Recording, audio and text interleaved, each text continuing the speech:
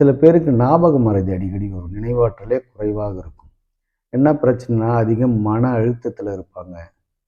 ஒரு கவலையில இருப்பாங்க. ஏதோ ஒரு துக்கத்த நினைச்சிட்டு இருப்பாங்க. அவங்களுக்கு இந்த பிரச்சனை வரலாம். ஊட்டச்சத்து குறைபாடு விட்டமின் B12, ஒமேகா 3 குறைபாடு இருப்பவர்களுக்கு இந்த ஞாபக மறதி வரலாம்.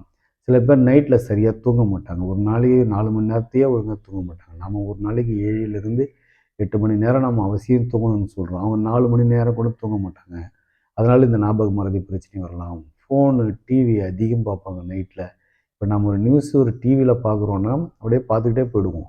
அதே ஒரு பேப்பரில் ஒரு புத்தகத்தில் படிக்கிறோன்னா படிச்சுட்டு பட்டுன்னு நிறுத்தி அது என்னன்னு 2 செகண்ட் யோசிச்சுட்டு மறுபடியும் கன்டினியூ பண்ணுவோம்.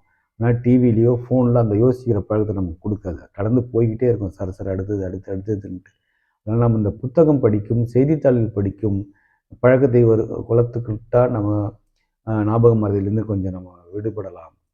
சில பேர் வயது மூப்பு காரணமாக இந்த ஞாபக மறதி நரம்பு மண்டலங்கள்ல முதிர்ச்சி காரணமாக இந்த ஞாபக மறதி வரலாம்னு வச்சுக்கோங்களேன். சில பேர் சர்க்கரை அவங்க கட்டுப்பாட்டில் இருக்காது. அவங்க இந்த ஞாபக மறதி வரலாம். ரத்த அழுத்தம் பிபியை கண்ட்ரோல் வச்சிருக்க மாட்டாங்க. அவங்களுக்கு இந்த ஞாபக மறதி வரலாம். தைராய்டு பிரச்சனை இருக்குவாங்க. இவங்களுக்கு இந்த பிரச்சனை வரலாம். சில பேர் ஸ்மோக் பண்ணுவாங்க.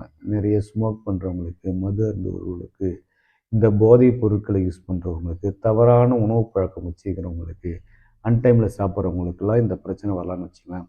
இது என்ன செய்யலாம், இந்த பிராமி பொடின்னு ஒன்று பிராமி பொடின்னு இருக்குது. அதை வந்து தேனில் பாலில் குழைச்சி நம்ம சாப்பிட்லாம்.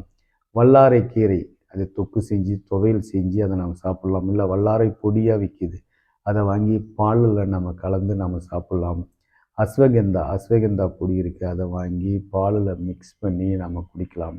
நெல்லிக்காய் இருக்குது, நெல்லிக்காய் வந்து பொடி இருக்குது, அதையும் பாலில் கலந்து சாப்பிட்லாம். நெல்லிக்காய் ஜூஸாக செய்து சாப்பிட்லாம். நெல்லிக்காய் தொக்கா செஞ்சு சாப்பிட்லாம். இல்லை நெல்லிக்காய் ஊறுகாய் உப்பை கம்மியாக நெல்லிக்காய் ஊறுகாய் தயார் பண்ணி சாப்பிட்லாம். இந்த தேனில் மிளகு தூள் கலந்து நம்ம சாப்பிடுவதால் நமக்கு ஞாபக சக்தி அதிகப்படுத்தும். யோகா செய்யலாம். யோகா பயிற்சி டெய்லி ஒரு ஒரு ஒரு ஒரு 20 நிமிஷம் யோகாவாக ஒதுக்கி யோகா பயிற்சி செய்யலாம். புத்தகம் படிக்கலாம். புத்தகம் நாம் படிப்பதன் மூலம் நமக்கு ஞாபக சக்தியை அதிகப்படுத்தும். தியானம் செய்யலாம். தியானம் செய்வது நம்ம மன அழுத்தத்தை குறைக்கும். இந்த மன அழுத்தத்தை குறைப்பதன் மூலம் நம்ம ஞாபக சக்தியை நம்ம வளர்த்து கொள்ளலாம். தினம் தினம் புதுசு புதுசாக அது ஒரு விஷயத்தை கற்றுக்கணும். அந்த ஆர்வம் நம்ம வளர்த்துக்கணும். அந்த ஆர்வத்தை வளர்த்து கொள்வதன் மூலம் நம் நினைவாற்றலை பெருக்கலாம். இந்த மனக்கணக்கு மைண்ட் கால்குலேஷன் ஒரு விஷயத்தை அப்படியே மைண்ட்லேயே கால்குலேட் பண்ணி அதை எழுதி பார்த்து கால்குலேட் பண்ணுறது மைண்ட் கால்குலேஷன் பண்ணுறதன் மூலம் இந்த ஞாபக சக்தியை நம்ம அதிகப்படுத்தலாம்னு வச்சுக்கோங்களேன். பழ வகைகள் நல்ல உணவுப் பொருட்கள் இருக்குது. நல்ல காய்கறிகள், பழ வகைகள், பாதாம், நிலக்கடலை, ஒமேகா 3 இருக்கிற மீன் வகைகள், கீரை வகைகள் இதெல்லாம் நம்ம நிறைய சாப்பிட்லாம்.